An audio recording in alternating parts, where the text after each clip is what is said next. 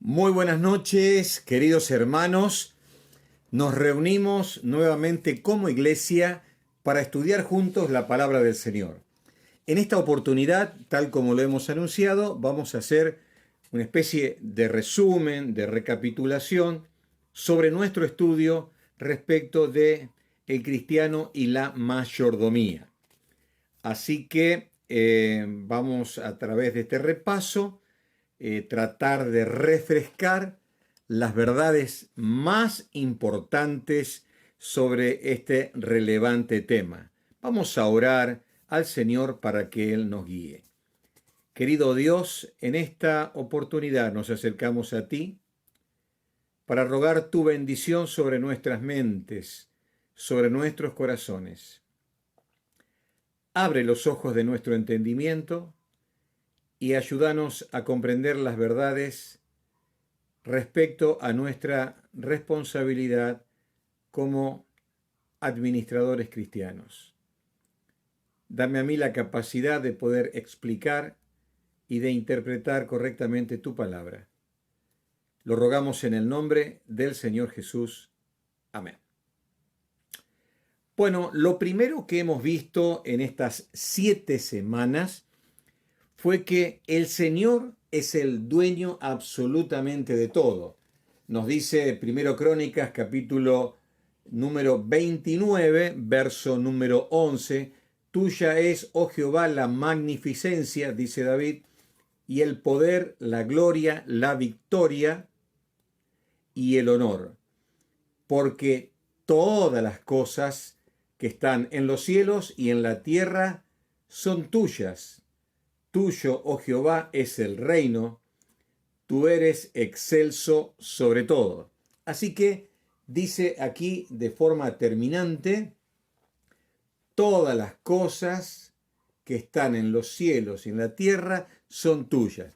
Y la primera cosa que tenemos que nosotros saber, reconocer, es que no somos dueños de absolutamente nada. Somos administradores. Una definición de mayordomía es que la mayordomía es la utilización amorosa y responsable de los recursos que Dios puso a nuestra disposición, procurando su gloria y la expansión de su reino. Es decir, administramos los recursos, los bienes de otra persona, en este caso del Señor. Nosotros somos mayordomos. La palabra del Señor nos dice a nosotros que Él nos creó y nos dio una responsabilidad por encima de toda la creación, para que podamos señorearnos de ella y podamos administrar los recursos que Él ha puesto a nuestra disposición. Dice la Escritura en Génesis capítulo 1, verso 27, que Él nos hizo a su imagen y a su semejanza. Y Colosenses capítulo 1, verso número 16, que todo lo que Él ha hecho, lo hizo para Él. Es decir, Dios se arroja la autoridad de ser el creador de todas las cosas y que todas las cosas sean para Él, es decir, para sus planes y para sus propósitos. Así que toda la creación es del Señor y el hombre primordialmente hecho a su imagen y semejanza, y cuando hablamos de imagen y semejanza recordamos que hablamos del hombre como un ser racional, como un ser emocional y como un ser volitivo que toma decisiones tal cual Dios lo es. En 1 Corintios capítulo 6, versos 19 y 20, dice que nosotros fuimos comprados por precio. El precio fue el sacrificio de nuestro Señor Jesucristo. Por lo tanto, debemos glorificar al Señor con lo que nosotros somos. Como mayordomos, nuestra mayor responsabilidad es honrar al Señor. Así que todo lo que tenemos y todo lo que somos pertenece al Señor. En segundo lugar, hemos visto a Jesús, al Señor Jesucristo, como el modelo de mayordomía. Y vimos diferentes aspectos en que Él mostró su fidelidad como mayordomo. Él fue mayordomo de su tiempo. En Juan capítulo número 2, verso número 4, Él le dice a su madre terrenal: ¿qué tienes conmigo, mujer? Aún no ha llegado mi hora. Y Él sabía cuándo debía comenzar su ministerio. En Juan capítulo 13, verso 1, dice que habiendo llegado su hora, la hora en que Él iba a morir, entonces Él fue que allí lavó los pies de los discípulos y instituyó la reunión de memoria de Él, la llamada reunión de comunión, de acción de gracias, la Santa Cena. Él fue un mayordomo de sus prioridades, siempre supo cuáles eran las cosas importantes que Él tenía que hacer.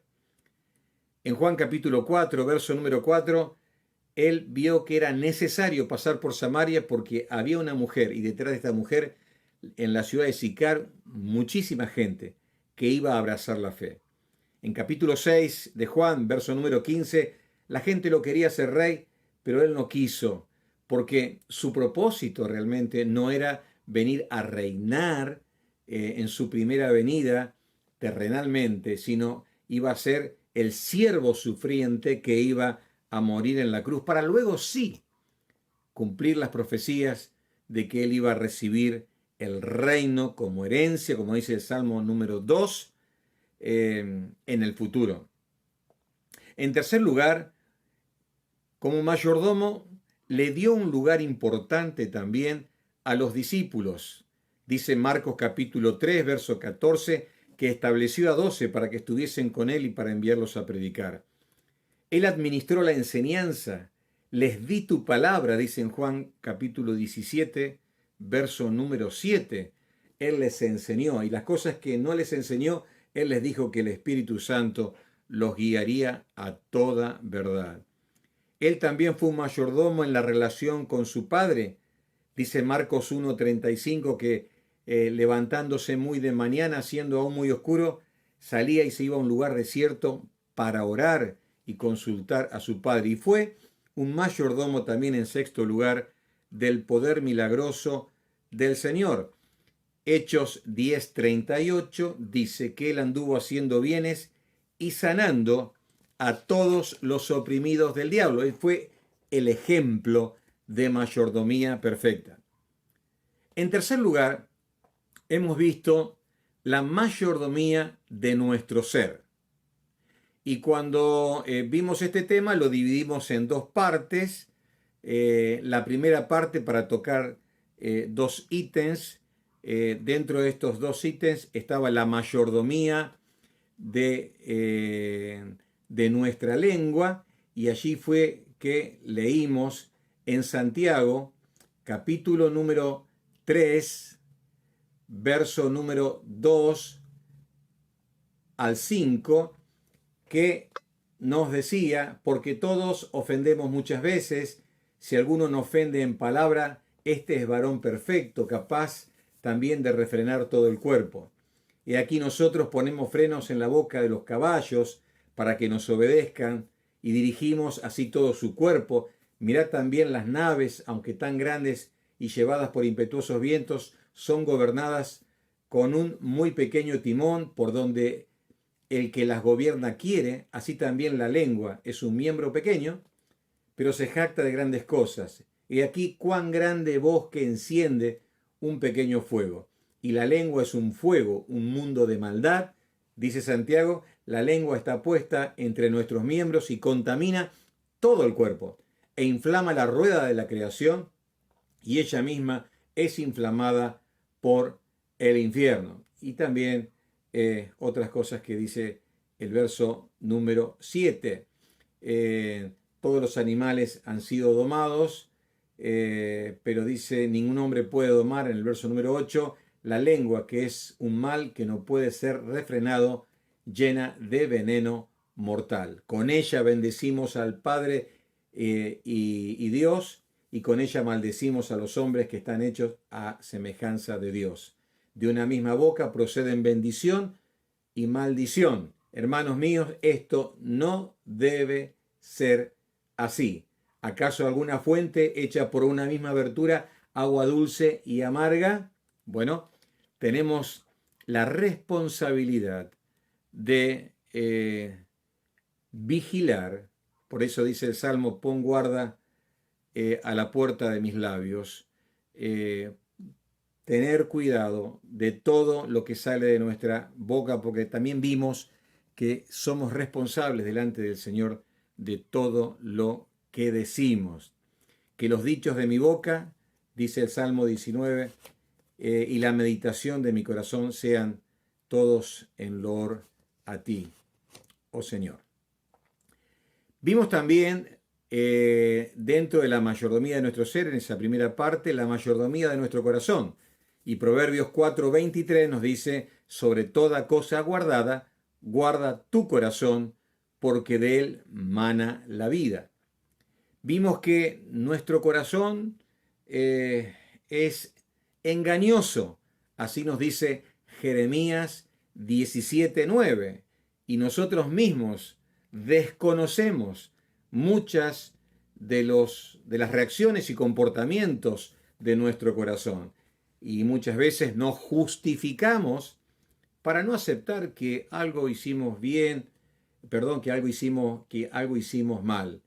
Entonces, frente a la realidad de un corazón que es engañoso, la palabra del Señor nos aconseja a hacer algo muy importante. En el Salmo 139, en el verso número 23, se nos dice, examíname, oh Dios, y conoce mi corazón, pruébame y conoce mis pensamientos, y ve si hay en mi camino de perversidad, y guíame en el camino eterno. Podemos ir al Señor, que realmente Él conoce nuestro corazón, y decirle, Señor, ¿hay algo que yo no estoy viendo? ¿Hay algún pecado que yo estoy apañando o justificando y no reconociéndolo como tal? Cuando somos examinados por el Señor, Él va a mostrarnos ese pecado si le pedimos que lo haga, y entonces tendremos la oportunidad de poner en práctica 1 Juan 1:9, que dice que podemos confesar nuestros pecados al Señor porque Él nos limpia de toda maldad. El Salmo 51, verso 17, dice que al corazón contrito y humillado no despreciarás tú, oh Dios. Así que si venimos con un corazón roto, quebrantado, en la presencia del Señor, el Señor perdona nuestros pecados y el Señor restaura nuestra vida. Porque el que encubre su pecado, dice Proverbios 28:13, no prospera, mas el que los confiesa y se aparta, alcanza misericordia. Así que somos mayordomos también de nuestro corazón.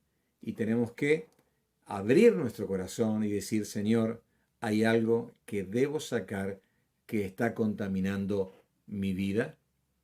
En cuarto lugar, vemos en esta mayordomía de nuestro ser dos ítems más. La mayordomía de nuestra mente. Cuando hablamos de nuestra mente, estamos hablando de nuestro entendimiento, de nuestra capacidad racional, de nuestro sentido lógico, nuestra comprensión de las cosas. Es más, de aquello que nosotros creemos. Y somos responsables delante del Señor, como nos dice 1 Pedro 1:13, de lo que pasa por nuestra mente. Por eso dice el pasaje allí que debemos ceñir los lomos de nuestro entendimiento. Ceñirse los lomos significaba en aquel entonces prepararse para la actividad, prepararse para la acción, prepararse, por ejemplo, para trabajar o para correr o para batallar. Cuando preparamos los lomos de nuestro entendimiento, figurativamente significa que nosotros nos preparamos para la acción. Y antes de accionarnos, siempre nosotros pensamos qué es lo que tenemos que hacer. Entonces, tenemos que tener mucho cuidado, porque si dejamos entrar en nuestra mente pensamientos nocivos, esos pensamientos nocivos condicionarán nuestras acciones. Dice la palabra del Señor en Efesios 4:23 que debemos renovar el espíritu de nuestra mente. Es decir, debemos cambiar nuestra forma de pensar. Y cuando nosotros cambiamos nuestra forma de pensar, según nos dice Romanos 12:2, vivimos un proceso de transformación. Cambio un pensamiento erróneo, una mentira que está anidada en mi corazón, por un pensamiento correcto de la palabra del Señor. Ese cambio de manera de pensar producirá un cambio en la manera de actuar. Eso se llama transformación, y esa transformación la hace el Señor en nuestra vida. Nuestra meta como cristianos es tener la mente de Cristo. 1 Corintios 2:6 dice, tenemos la mente de Cristo, tenemos la posibilidad de pensar como el Señor. Por eso es tan importante conocer la palabra del Señor. Conocer la palabra del Señor es conocer la mente de Dios. Conocer la mente de Dios es tener la posibilidad de pensar como el Señor piensa.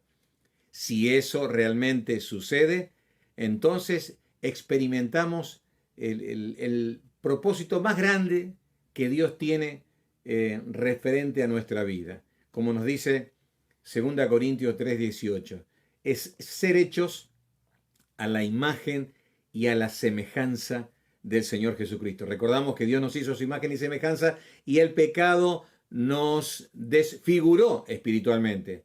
Pero en Cristo hay un nuevo hombre, una nueva vida que se va renovando, se va transformando a semejanza del Señor.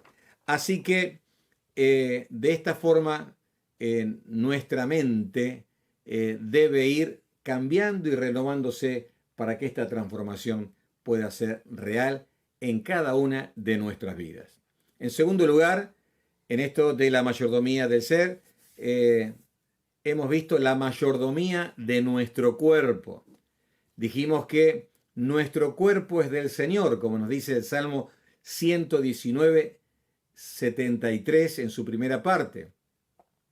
El cuerpo debe ser cuidado, protegido, sustentado, abrigado, como nos dice Efesios 5:29, porque uno no desprecia su propio cuerpo. Este cuerpo debe ser cuidado. Y si bien nuestro cuerpo tiene el daño que el pecado ha originado, este cuerpo se enferma, este cuerpo se debilita, este cuerpo un día va a morir, este cuerpo también un día va a resucitar. Y el Señor no desechará nuestro cuerpo, sino que lo transformará conforme al cuerpo de su Hijo, un cuerpo glorioso que nunca más conocerá la inclinación al mal, nunca más será usado para el pecado. El cuerpo, como hijos de Dios, debe ser usado para cosas honrosas. Primera Tesalonicenses 4:4 nos dice que debemos guardar nuestro cuerpo, nuestro vaso, se habla así del cuerpo, en santidad y honor. Debe estar apartado para Dios, debe ser consagrado totalmente al Señor. ¿Por qué? Porque 1 Corintios 6:15 nos dice que nuestros miembros, nuestro cuerpo es miembro de Cristo. Y también nos dice que es templo del Espíritu Santo. 1 Corintios 6:19. El cuerpo debe glorificar al Señor, nos dice 1 Corintios 6:20. Y Romanos 12:1 nos dice que debemos presentarlo como una ofrenda al Señor.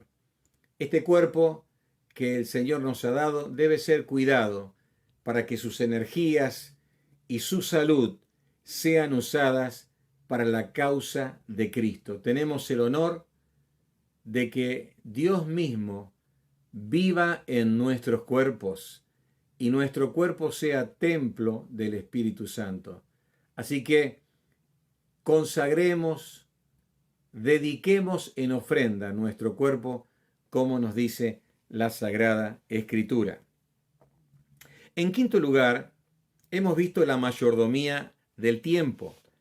Hablamos de un tiempo llamado Cronos y de un tiempo llamado Kairos. El tiempo Cronos es el tiempo horizontal, el tiempo que va, el tiempo que corre, ¿no?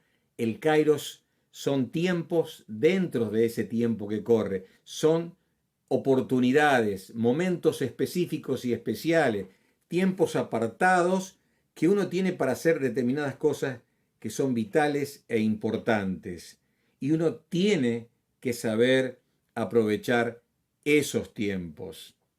Debemos tomar conciencia, nos enseña Moisés en el Salmo 90, verso número 2, de la brevedad del tiempo de nuestra vida. Por eso él dice, enséñanos a contar de tal manera los días de nuestra vida que traigamos al corazón sabiduría.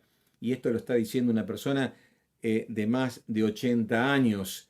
Saber que la vida es breve. El tiempo corre rápidamente y tenemos que vivir con intensidad, calidad de tiempo en todo momento de nuestra vida. En segundo lugar, debemos ser responsables del uso del tiempo. Recordamos las palabras que nos dice Efesios capítulo número 5, verso número 15. Mirad pues con diligencia, con responsabilidad, cómo andéis, no como necios, sino como sabios, aprovechando bien el tiempo. Hay que aprovecharlo bien, porque los días son malos. Por tanto, no seáis insensatos, necios, sino entendidos de cuál sea la voluntad del Señor. Así que debemos tomar el tiempo con responsabilidad. Hay que priorizar en la vida aquellas cosas que de veras son importantes, ¿no? Y en tercer lugar, debemos pagar un costo en el uso del tiempo. Fíjense lo que nos dice Colosenses capítulo 4, verso número 5. Andad sabiamente para con los de afuera. Los de afuera son las personas que no conocen al Señor.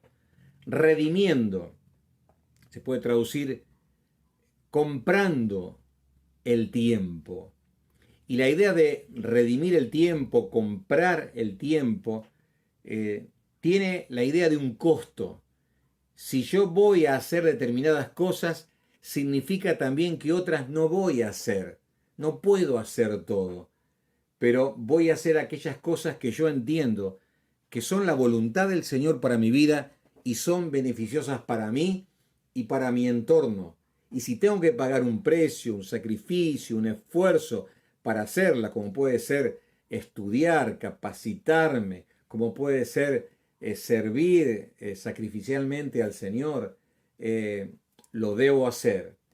Si debe ser tal vez cuidar a un enfermo, estar en la etapa en que somos papás y tenemos chicos chiquitos y hay mucho cansancio y mucho agotamiento, pero sabemos que ese tiempo es valioso, tiene un costo, pero los dividendos, las ganancias serán altísimas en el paso del tiempo. Así que debemos ser buenos administradores de nuestro tiempo. En sexto lugar, vimos que debemos ser administradores buenos de nuestros dones. Vimos una diferencia entre talentos y dones. El talento lo tenemos como una capacidad natural desde el día del nacimiento, pero los dones los tenemos desde el momento en que aceptamos a Cristo como nuestro Salvador personal. En 1 Pedro, capítulo número 4, verso número 10, se nos dice, cada uno, según el don que ha recibido, ministrelo a los otros ponga su don al servicio de los demás, significa, como buenos administradores, aquí habla de mayordomía, de la multiforme gracia de Dios. Y hemos aprendido que cada creyente tiene al menos un don, eso lo vimos en 1 Corintios capítulo 12, que el propósito de los dones es beneficiar a otros, ha sido dado para provecho, es decir, para provecho mutuo. El Espíritu Santo es quien decide el don que tenemos, nos dice el verso número 11. No se debe envidiar, en cuarto lugar, el don de nadie, porque el Señor es el que eligió el don para cada uno de nosotros y Él ha sido sabio en darnos lo que Él quería usar. Y en quinto lugar, los dones están categorizados de acuerdo a su prioridad, no a su importancia. Todos son importantes, pero hay algunos que son prioritarios, especialmente aquellos que tienen que ver con edificar con la palabra de Dios la vida de otros hermanos. Por eso habla de primeramente apóstoles, luego profetas, en tercer lugar maestros, y la tarea que han hecho, por ejemplo, los apóstoles en dejarnos la doctrina, como dice Hechos capítulo 2, verso 42, ha sido realmente importante. En séptimo lugar, ya para ir concluyendo, la mayordomía de nuestras posesiones. Cuando hablamos de posesiones, estamos hablando de casa, auto, ropa, dinero, etc. Dios es el dueño de todas nuestras posesiones, como leíamos en Colosenses 1:16. Es correcto que los cristianos deseemos prosperar, porque 3 Juan 1:2 nos dice: amado, yo deseo que seas prosperado en todas las cosas, así como prospera tu alma, y que tengas salud. La prosperidad en lo material, la prosperidad en lo físico, pero también la prosperidad en lo espiritual. ¿Cuál es el peligro de desear la prosperidad? No está mal, pero uno de los peligros es ser seducido por el amor al dinero. Y eso lo vimos en 1 Timoteo, capítulo número 6, verso número 9, que nos dice: porque los que quieren enriquecerse caen en tentación y en lazo y en muchas codicias necias y dañosas que hunden a los hombres en destrucción y perdición. Porque raíz de todos los males es el amor al dinero, el cual codiciando algunos se extraviaron de la fe y fueron traspasados de muchos dolores. ¿Por qué es bueno prosperar? Es bueno prosperar, y vamos a mencionar 4 cosas así enunciándolas, para tener cubierta nuestras necesidades, como nos dice 1 Timoteo 6:8. En segundo lugar, para dar al que necesita, Efesios 4:28. Para contribuir a la causa de Cristo, Lucas 8:3, como lo hacían las mujeres que acompañaban a Jesús. Y para ahorrar para tiempos de necesidad, como lo hacen las hormigas, según Proverbios 30:25. Y por último, la mayordomía ante la inminente venida del Señor Jesucristo. Leímos en 2 Corintios, capítulo número 5, verso número 10, porque es necesario que todos nosotros comparezcamos ante el tribunal de Cristo, para que cada uno reciba según lo que haya hecho mientras estaba en el cuerpo, sea bueno o sea malo. La palabra del Señor nos dice que el Señor Jesucristo va a venir a buscar a su iglesia, y eso lo hará de una forma repentina, en un acto que se lo puede llamar el rapto de la iglesia, según como nos lo dice 1 Corintios capítulo 4, verso 13 en adelante. Pero luego Él vendrá con la iglesia para juzgar a las naciones y establecer su reino milenial en la tierra. Ahora, cuando Él venga a buscar a la iglesia, uno de los acontecimientos que va a haber en el cielo será el tribunal de Cristo, donde Él juzgará las obras nuestras, no para decirnos si vamos al cielo o al infierno, sino para ver si merecemos recibir un premio o no. Por eso leíamos también en 1 Corintios, capítulo número 3, verso número 11, porque nadie puede poner otro fundamento que el que está puesto, el cual es Jesucristo. Y si sobre este fundamento alguno edificare oro, plata o piedra preciosa, madera, heno y hojarasca, la obra de cada uno se hará manifiesta, porque el día la declarará, porque por el fuego será revelada, y la obra de cada cual sea, el fuego la probará. Y si permaneciere la obra de alguno que sobreedificó, recibirá recompensa. Y si la obra de alguno se quemare, él sufrirá pérdida, si bien él mismo será salvo, aunque así como por fuego. Es decir, el tribunal de Cristo es el lugar del premio. Y aquel que hizo las cosas con una motivación equivocada, por intereses personales, en la carne, con motivaciones egoístas, no recibirá recompensa, pero no perderá la salvación. Será salvo así como por fuego. Hermanos queridos, nosotros sabemos que el Señor retarda su venida, como nos dice allí en 1 Pedro, que el Señor retarda su venida en el verso número 9, porque no quiere que nadie se pierda, sino de que todos procedan al arrepentimiento. Y por esa razón el Señor tarda en venir. Nuestra responsabilidad es vivir como si Él vendría hoy mismo. Así que frente a la responsabilidad que tenemos de un día estar delante de Él para dar cuenta de nuestras acciones, debemos más que nunca ser conscientes que tenemos que ser buenos administradores, fieles mayordomos, porque nos dice la Escritura que se requiere del administrador que de veras sea hallado fiel. Que de veras el Señor nos bendiga y nos ayude para que esto que hemos aprendido lo podamos aplicar en nuestras vidas. Vamos a orar. Señor, gracias por este tiempo que hemos aprendido, cosas importantes, las hemos dicho de una forma rápida en esta noche. Quisiéramos que el ruego de todos nosotros pueda ser: ayúdame a ser un buen mayordomo. Padre, ayúdanos a que esto sea así y que te podamos agradar y glorificar en esto. En el nombre del Señor Jesús. Amén.